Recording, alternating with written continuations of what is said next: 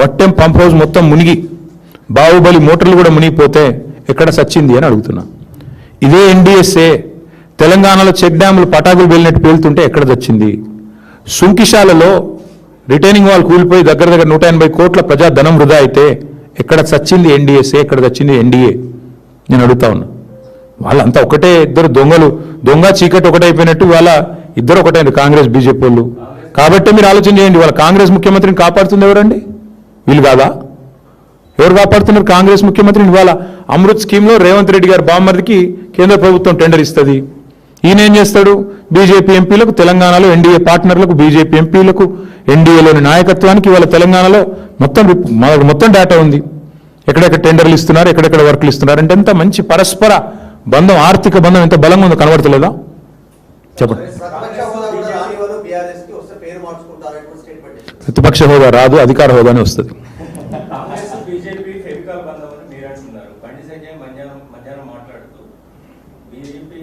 ఒక్కసారన్నా బండి సంజయ్ అంటే ఆయన రేవంత్ రెడ్డిని విమర్శ చేసింది మీరు విన్నారా? మూటలు వెళ్తుంటే పట్టుకోవాల్సింది ఎవరా? మూటలు వెళ్తుంటే కాంగ్రెస్ పెద్దలకు పట్టుకోవాల్సింది ఎవరు? హోంమంత్రినా? దొంగలను పట్టుకుంటాడు ఎవరు? హోంమంత్రి కదా. ఈయన ఏం చేస్తాడు పని? ఆయన కేంద్ర హోంమంత్రి అని గుర్తు చేయండి అప్పుడప్పుడు. ఆయనకి ఎంతసేపు కరీంనగర్లో గల్లీలో కార్పొరేటర్ తిరిగినట్టు తిరుగుడు కాదు కదా. అప్పుడప్పుడు ఆయన స్థాయికి దగ్గర పనులు చేయాలి కదా. కేంద్ర హోంమంత్రి అంటే దొంగలను పట్టుకోవాలి. మీ ప్రధానమంత్రి ఏమో వచ్చి పెద్ద డైలాగులు కొడతాడు. తెలంగాణ ఏటీఎం అయిపోయిందని ఆయన డైలాగ్ కొడతాడు. ఏమంటాడు వచ్చి ఆర్ఆర్ ట్యాక్స్ అంటాడు. మరి మీరేం బిగుతున్నారు? మీరే వచ్చి ఒక హోంమంత్రి వచ్చేమో ఏటీఎం అయిపోయింది తెలంగాణ అంటాడు ఏఐసిసికి, నువ్వేమో మూటలు పోతున్నాయి అంటావు. మీ ప్రధానమంత్రి వచ్చి ఆర్ఆర్ ట్యాక్స్ అంటాడు. మరి ముగ్గురు కలిసి ఏం చేస్తున్నారు? మీరు దేశాన్ని నడుపుతున్నారా లేకపోతే గాడుగులు తోలుతున్నారా? ఏం చేస్తున్నారు చెప్పమను. 2.5 ఏళ్ళు అయింది ఈ రక్షణ మంత్రి, సహాయ మంత్రి రేవంత్ రెడ్డికి సహాయం చేయడం తప్ప ఆయన ఇంతవరకు చేసింది ఏమైనా ఉందా ఈ రాష్ట్రానికి? ఒక్క పైసా పని ఎక్కనన్నా? మా వేములవాడ గుడి నిన్న అదేదో దివ్య భారత్ స్కీమ్లో అలా చేరనేలేదట. నీ పార్లమెంట్ పరిధిలో ఉండే గుడి సంగతి నీకు దిక్కులేదు, ఖయాల్ లేదు. ఎంతసేపు రేవంత్కు రక్షణ కవచంలాగా గోడగా నిలబడాలి. చెప్పు, చిత్తశుద్ధి ఉంటే బండి సంజయ్ని, కిషన్ రెడ్డి నేను అంటున్నా చెయ్యి. అమృత్ స్కీమ్ మీద విచారణ చెయ్యి. ఎట్లా వస్తుందండి రేవంత్ రెడ్డి బామ్మర్దికి అమృత్ స్కీమ్లో వీళ్ళ పెద్దల పాత్ర లేనిది? ఎట్లా వస్తుంది? సింగరేణిలో ఈయన బామ్మర్ది చేస్తున్న కుంభకోణాలు మొత్తం మేము బయట పెట్టాం. ఎందుకు విచారణకు ఆదేశించారు బీజేపీ వాళ్ళు? ఎవరు కాపాడుతున్నాడు రేవంత్ రెడ్డిని? అంతెందుకండి వాళ్ళు, నేను అంటున్నా ఓటుకు నోటు కేసు ఉంది, రైట్? అజ్మల్ కసబ్ అనేటోడు తీవ్రవాది అనేది ఎంత స్పష్టంగా కెమెరాల్లో దొరికిండో, అజ్మల్ కసబ్ అనేటోడు తీవ్రవాది, హంతకుడు అనేది ఎంత వాస్తవమో, రేవంత్ రెడ్డి దొంగ అనేది అంతే వాస్తవం. ఆయన కూడా కెమెరాల్లో దొరికిపోయాడు. కసబు కెమెరాల్లో దొరికిండు, రేవంత్ రెడ్డి కూడా కెమెరాల ముంగటనే దొరికిండు. ఏమైంది మన కేసు? ఎందుకు పర్సూ చేయట్లేదు కేంద్ర ప్రభుత్వం? పర్సూ చేయాలి కదా. మీ సాలిసిటర్ జనరల్ ఏం చేస్తున్నాడు? అడిషనల్ సాలిసిటర్ జనరల్ ఏం చేస్తున్నాడు? ఏం జరుగుతుంది? ఎవరు కాపాడుతున్నారు? కనబట్లేదు అందరికీ? తెలుసు బ్రదర్, అక్కడ ఏం జరుగుతుందో కూడా తెలుసు. ఎన్ని రకాల మేనేజ్మెంట్లు నడుస్తున్నాయో మాకు కూడా తెలుసు. అన్నీ బయటకు వస్తాయి. టైం ఉంది అన్నిటికీ. ఎవరు కాపాడుతున్నారు? ఎన్డీఏ భాగస్వాములు ఎట్లా రేవంత్ రెడ్డికి అండగా రక్షణ కవచంలా నిలబడుతున్నారు? టైం వస్తుంది, అన్నిటికీ అన్ని బయటకు వస్తాయి. ఇప్పటికే తగలబెట్టిన కోట్ల రూపాయలు దండగా అంటే మళ్ళీ మీదికెళ్ళి సుప్రీంకోర్టు. ఇప్పుడు మీరు ఆలోచన చేయండి, ఆ ఘోష్ కమిషన్ రిపోర్ట్ 650 పేజీలో 900 పేజీలు వచ్చింది. అది ట్రాష్ అని చెప్పింది ఇవాళ హైకోర్టు. అదే వేస్ట్ రా నాయన అంటే మళ్ళీ సుప్రీంకోర్టుకు పోయి మళ్ళీ ఏదో చేస్తా. అసలు విషయం ఉంటే కదా ఏమైనా చేసేది.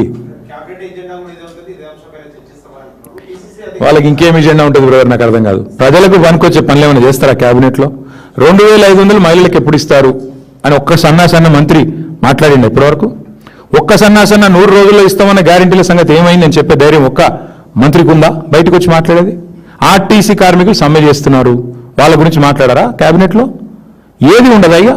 ఆర్టీసీ కార్మికులను కేసీఆర్ గారు గవర్నమెంట్ ఉద్యోగులుగా గుర్తిస్తూ క్యాబినెట్ నిర్ణయం తీసుకొని ప్రకటించాం మేము. ఎందుకు అమలు చేయట్లేదు మరి మీరు? అపాయింటెడ్ డే డిక్లేర్ చేస్తే చాలు. వాళ్ళకి రావాల్సిన పీఆర్సీ, వాళ్ళకి రావాల్సిన డిఏలు, వాళ్ళకి రావాల్సిన బకాయిలు అన్నీ ఇస్తే చాలు. వాళ్ళు ఏం అడుగుతున్నారు? మీరు మేనిఫెస్టోలో పెట్టింది అడుగుతున్నారు. అదేం చర్చ చేయరా క్యాబినెట్లో?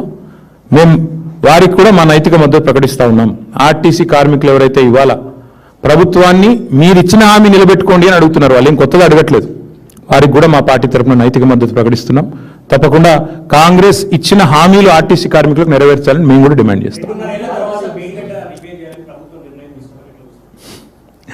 బుద్ధి వచ్చింది అనుకుంటున్నాం, ఏమనుకోవాలి బ్రదర్గా నేను. అది మేము మొదటి నుంచి చెప్తున్నాం కదా బ్రదర్, టైం పాస్ చేసింది చాలు, బుద్ధి తెచ్చుకొని రిపేర్ చేయండి అని చెప్పినాం. ఆఖరికి ముఖ్యమంత్రి గారికి బుద్ధి వచ్చిందేమనుకుంటే బుద్ధి రాలేదు, బూతులు వస్తున్నాయి మళ్ళీ ఆయనకి. మేడిగడ్డ పోయాడు, కేసీఆర్ గారు జగిత్యాలలో మీటింగ్ పెట్టుకుంటే ఈయన కూడా పోటీ సభ పెట్టిండు. పోటీ సభ పెట్టి ఏం సాధించిండు, ఇజ్జత్ అంతా తీసుకున్నాడు. ఆడ కూర్చున్నోళ్ళు ఇంటలేరు, టీవీలో ఎవరు చూస్తలేరు, ఈయన కంఠశోష బూతులు తప్ప ఇంకేం లేదు ఆడ. ఏమున్నా చెప్పండి, ఏముంది చేసింది చెప్పుకోనికే? ఏమీ లేదు. ఆడ పోయి మరి కనీసం ఆ నీళ్లు నెత్తిమీద జల్లుకొని క్షమాపణ చెప్పినా అయిపోయేది. గోదావరి నీళ్ళు నెత్తిమీద జల్లుకొని కాళేశ్వరం నీళ్లు, అది కూడా చేయలేదు. మళ్ళీ అదే బూతులు, అదే వరస, అదే ఒరవడి. ఏం లాభం దాంతో? పొన్నం ప్రభాకర్ గారు అంటే నాకు గౌరవం ఉంది.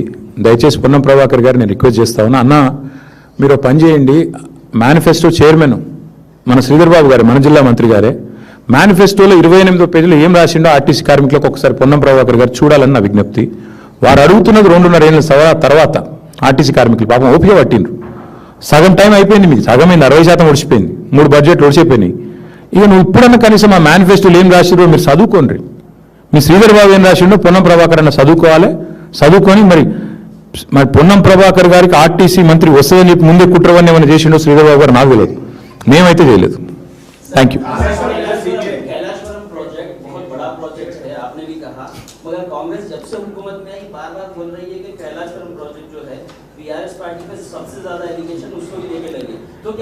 भाई नहीं सुनिए, एक आदमी है, इसका नाम है राहुल गांधी.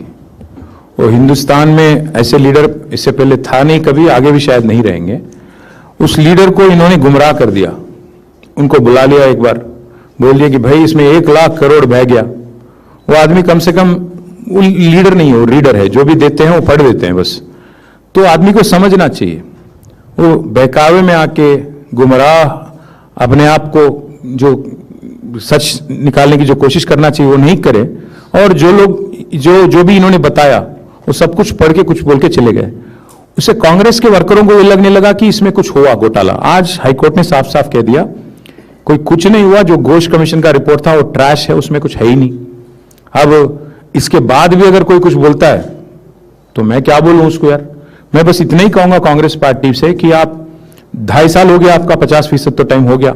आपने जो वादा किए तेलंगाना जनता के साथ, आवाम के साथ, जो 420 वादा आपने जो किया उसकी अमलावरी पे कोशिश करिए कम से कम. अभी तो पहले एक इलेक्ट्रिसिटी पे कमीशन आपने डाला, वो नाकाम. फिर अभी ये आ गया, इसको भी हाईकोर्ट ने ठुकरा दिया. तो अब फिर बेकार की कोशिशें जो हैं आपकी, हर कोशिश में आपको नतीजा मिलेगा. इसीलिए आप ध्यान दीजिए गवर्नेंस पे, गॉसिप्स पे नहीं.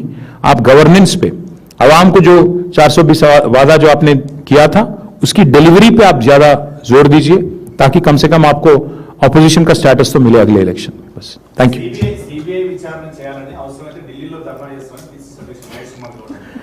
FBI అని అమెరికాలో ఉంటుంది బ్రదర్. పోయి వాషింగ్టన్లో ట్రంప్ ఉంటాడు, ఆయన ఆఫీస్ ముంగట మొత్తం రేవంత్ రెడ్డిని సచ్చగా కూర్చోమని ఆమరణ దీక్ష బాగుంటుంది. FBI లేకపోతే CIA ఇంకా 2-3 సంస్థలు ఉన్నాయి ఇటువంటి. వాటి కోసం ఆడపోయి మంచిగా ఒకవేళ ధర్నా కాదు, నేను రేవంత్ రెడ్డి గారు నిజంగా